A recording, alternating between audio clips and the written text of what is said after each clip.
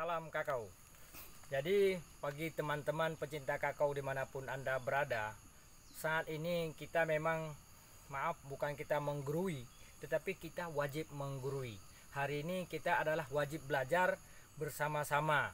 Mungkin tukar pikiran, sharing, berbagi di sini, karena dalam untuk mendapatkan mutu dan kualitas biji kakao yang baik, hari ini kesempatan emas Allah memberikan kepada petani kakao dengan harga kakao yang lumayan bagus, sehingga untuk meningkatkan tingkat kesejahteraan bagi petani kakao, anak-anak petani kakao bisa sekolah lebih tinggi, bisa duduk di kementerian di suatu saat nanti ke depan.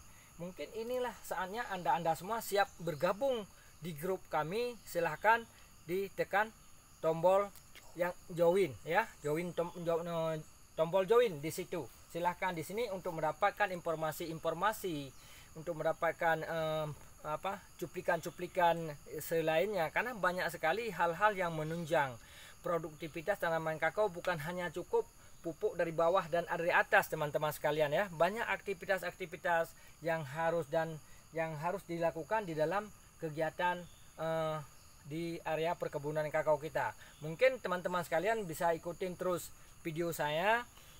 Jangan lupa di subscribe, dibantu teman-teman biar mendapat informasi selanjutnya. Oke, sekian dari saya.